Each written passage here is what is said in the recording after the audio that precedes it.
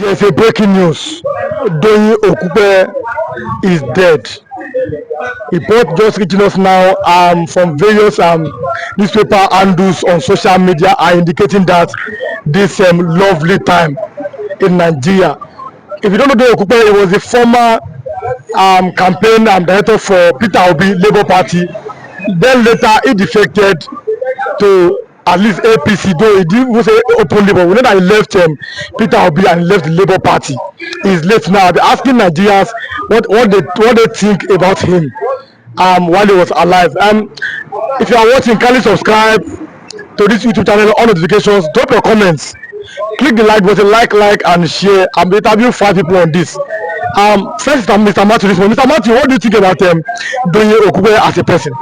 I think looking at his accomplishments, particularly the last assignment he did in the political arena, where he was the campaign manager of Obi in that 2023 presidential election, and looking at the outing of Labour Party in that election, how Labour Party shook the whole world, not just Nigeria, by securing about 6.7 million votes, to the surprise of everybody, even to the surprise of those who felt that Labour Party was just on social media, that they were not on ground. I think it is a good feat he accomplished in that last assignment. But generally speaking, when things like this happen, it's a time of sober reflection. When our politicians, they will never learn. One of you now is dead. You accumulate money, you embezzle money, you steal money. Now no get sense. Will you pass the money to the grave? When you die, the only thing you can be remembered with is the good that you have done. If you go to the eastern part of Nigeria, they tell you about M.I. Okpara, who was the late premier. If you go to Benin, Obese, they say Samuel Ogbemudia. You come to the western part of Nigeria, they tell you about Obafemi Awolowo. If you go to the northern part of Nigeria, you hear Sir Ahmadu Bello. These men, they left a legacy. South Africa, Nelson Mandela. India, Mahatma Gandhi. Many nations have their own statement that have done well. Here in Nigeria, you are killing yourself. You are giving guns to the children of the poor people to go and kill themselves over politicians. That is why, okay, look at the death of this man today, Doyin Okupe. People are celebrating. They are celebrating on social media now that this one is. Imagine if you have done. I'm not judging. I said, but if you have done well, will you be celebrating that you are dead? It's not about political party. A good man is a good man. For a party, leave a party. When you're a good man, people say, this one is a good man. They say you're a good man. People understand. It's not about political party. Let me give an example. If example Jonathan today, he has some mistake, but people like under this man, he feel better. If I want to Buhari today, Buhari, for that party, people, because there is a different perception. It is how you live your life that people remember you. But look, the politicians, they will never learn. You keep on accumulating money. Some people are burying money in the burial ground, about taking money abroad. Now look at Abacha now. They are still the money that he reportedly stole. They are still bringing it back to Nigeria. Look at Babangida. He had to write a book. You understand? So these persons, they should learn. This life is only but for a limited time, but they will never learn. They will never learn. They keep on fighting and suspending themselves. Look at the show of shame at National Assembly yesterday. Completely show of shame.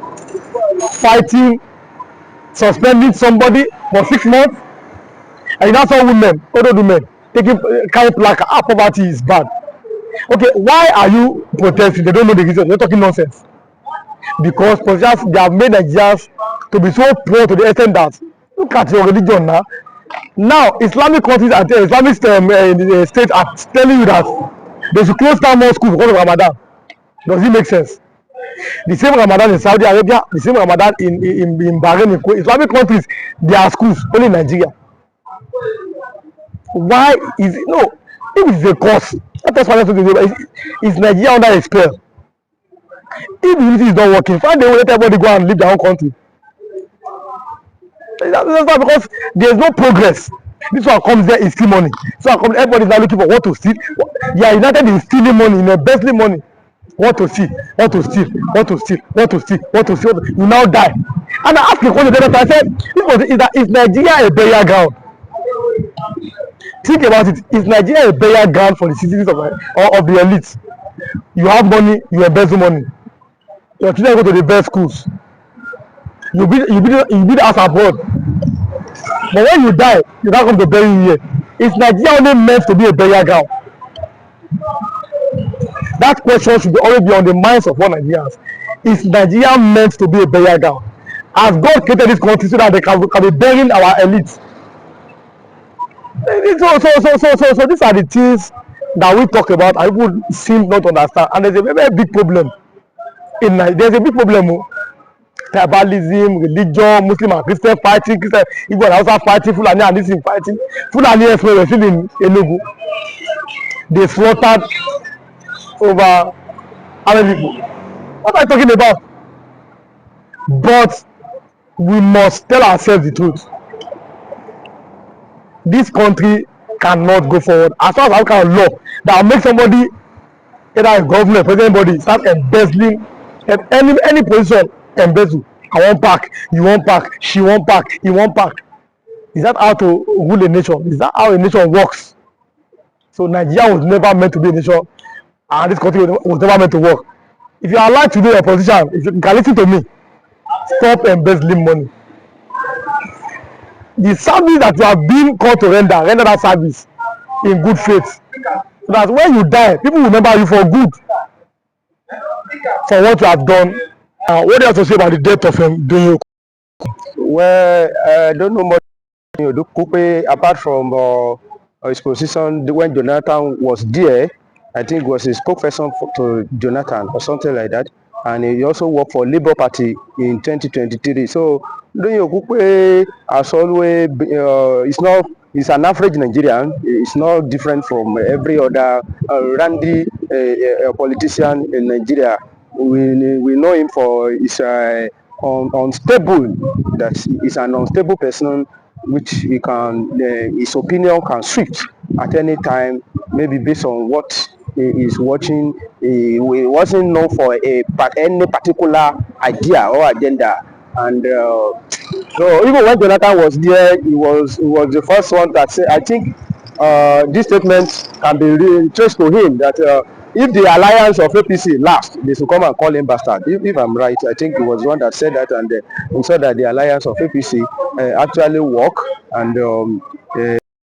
he supported Labour Party during 2023, and all of a sudden he started changing his opinion. Nevertheless, Doyin Okupe has came and he saw, he fought, and he conquered. So let's give glory to God Almighty on his life, and I pray that may his soul rest in perfect peace, and may God give his family, his immediate family, wife and children, and everyone that he left behind, a profound mind to bear the loss. May God continue to bless them and comfort them as well. But there's a bad news. Nowadays, we are looking at the fact that Nigerians seem not to care about the death of their politicians anymore. Everybody just waiting to happen, nothing concern me. How does that kind of something come to you?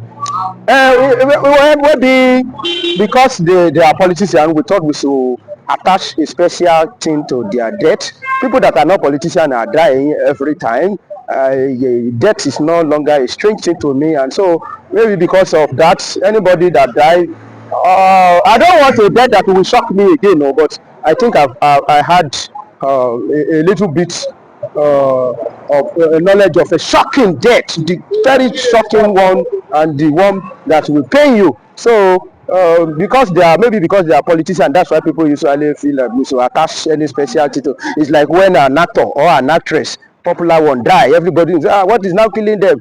This one died the other day, that one died. They are also human beings. People are dying every day.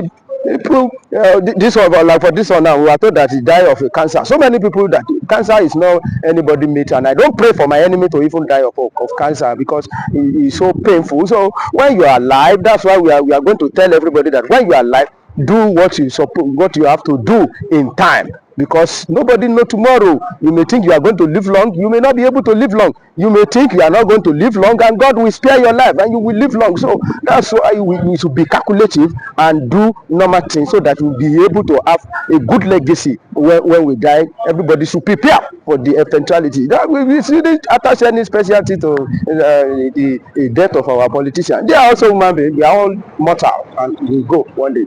So finally, as we close, this death, what do you think that the lesson that our politicians should learn from it? Because we know, breaking news from the US, Donald Trump has finally designated Fulani S-men as the fourth most terrorist group in the world. Fulani S-men have been designated as the fourth most dangerous terrorist group in the world. That means be expecting any time from now an airstrike on Fulani S-men from the USA. That's what it means. They have been designated the fourth most dangerous terrorist group in the world. If you are watching, kindly subscribe to this YouTube channel, on notifications, drop your comment, click the like button, like, and share with others. The Waymaker, this is supposed to be a good news. I'm from the Middle Belt, and I see what Fulani S-men are doing. They were even at Enugu killing many people yesterday.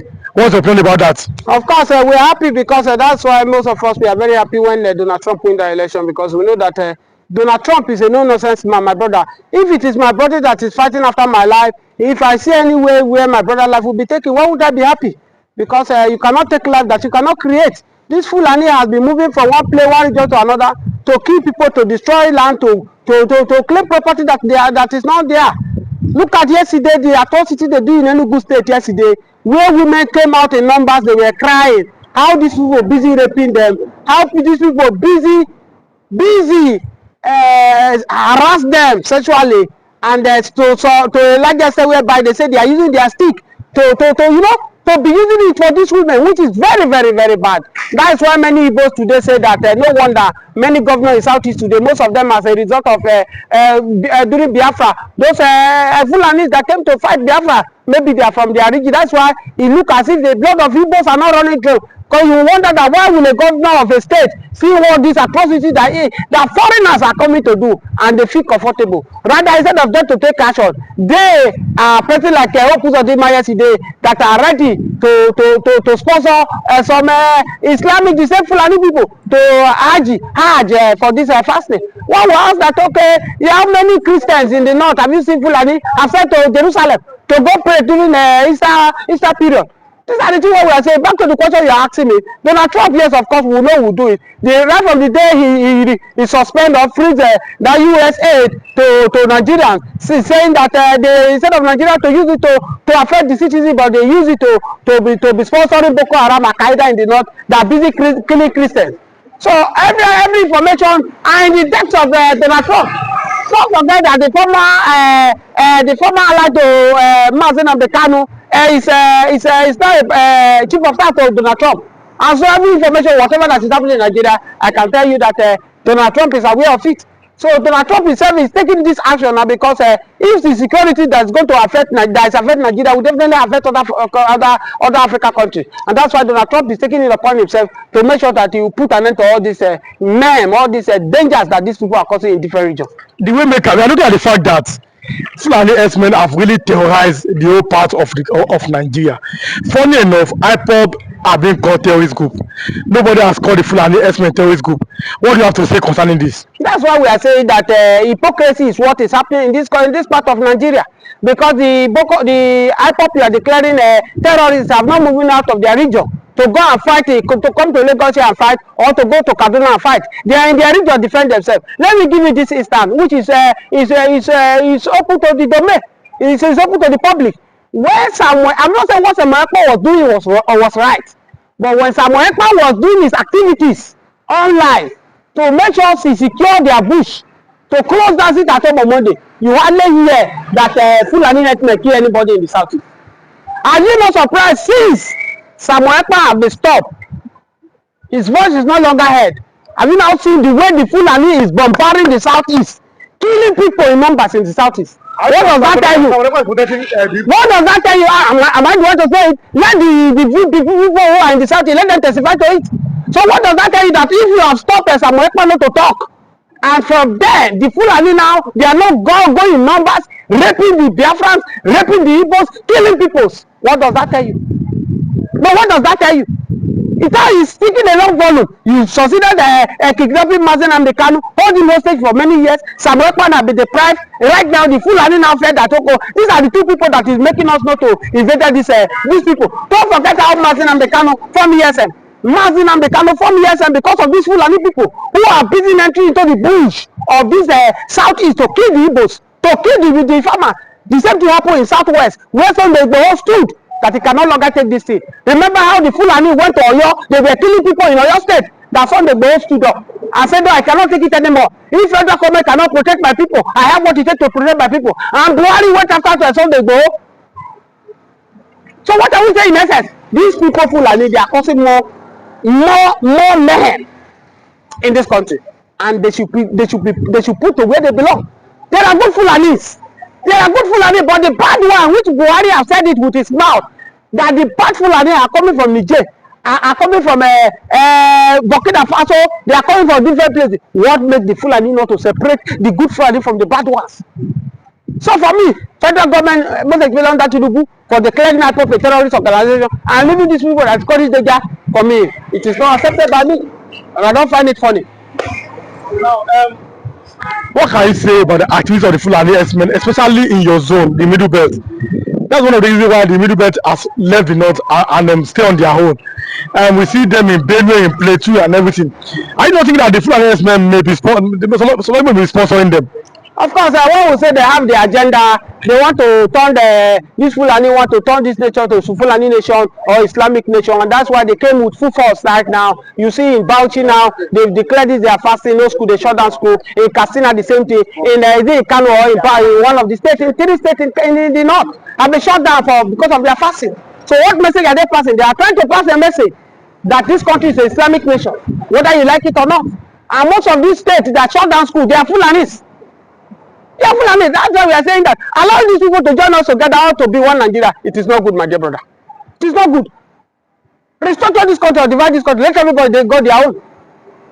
That is the best. What the Fulani men are doing in Nigeria, can they do it in Ghana? The answer is no. But because of one Nigeria, let's live there. We are brothers. You see the way they enter truck to come Lagos. They go load themselves inside truck, they come Lagos. Nobody stop them. Are you telling me that if Southwest is a region on their own, if Southwest is a country, you allow Aboki, you allow the Fulani to load themselves inside their truck and be coming to Lagos? These people don't rent house. These people don't have a place where they stay. If they commit any atrocity, you don't know where to find them to go. An Igbo man have a shop, an Igbo man have a house. If he commit any crime, you know where to trace an Igbo man to. But these people, because they don't rent house, they don't have a shop, they can cause mayhem here and they locate from here we are now, they move to Oshodi or they move to Vesak town. Where do you trace them? And that's why we are saying that President Bola Ahmed Tinubu should forget about this 27 election. Do the needful. This is the same mistake Jonathan did. Jonathan was building Arimajari, doing different things in the north. Instead of him to concentrate how to make Otueke one of the best states, Nigeria have the resources. Yes. Instead of him to build seaport in the southeast, yes. He said, let me do these people. When I come for the second term, did they allow him to come? Just as slow. So President Bola Ahmed Tinubu is also doing the same thing now. Let me tell you, the Yorubas will not forget Ahmed Bola Tinubu if he did not restructure this country. Because I tell you that 80% of Yorubas are suffering. Yorubas now, Agberos on the road now, you are seeing on the road, majority of them are graduates. Gone are those days, you think that it is people that not go to school that is doing Agbero. No. Many graduates now are in the street. Yorubas that are running, oh meter. Do you think they are happy doing it? The answer is no, they are not happy. Under the Buhari government, Buhari empowered the Fulani, whereby they will go and buy dollar in cheap rate in the bank. They will go and sell it outside. They make money. That's why you see that Agege now has been bought over by the houses, by the Fulanis. Because they make bastard of money during Buhari government. How many Yorubas are making money under Tinubu government? That's to tell you that this country needs to be restructured. If the country is being restructured and the southwest here are controlling their resources, the Yoruba will do far better. The average Yoruba have the brain to make money. But because of this one Nigeria, they have hold us so say. So the earlier the best, let's forget about postponing the evil day. Divide this country or restructure this country, let everybody go. Okay, as we close in 1 minute, The Igbo leaders, what can you talk about them, the way they are romancing the Fulanis in 1 minute? The Igbo leaders, their disappointments. I've told you that many of Igbos, I interviewed Igbo man told me that Igbo leaders, their janjaweeds, they are being planted by the Fulanis. So they are bidding for Fulanis. For imagine that a governor of a state whereby up to 5% of the population of the state are not even Muslim. You want to start organizing how you send them to Mecca. So for me, they are disappointed. The only one that I think go out is the governor of Oti, and which they are trying all their possible means to lure to them so that he will join them. Okay, do you get me? Because as it is right now, the governor of Imo State now is the chairman of APC Forum. So he has tried to win the governor of Boy State and the one of Enugu to his side. So what does Igbo have? Thank you so much for coming. Thank you for having me.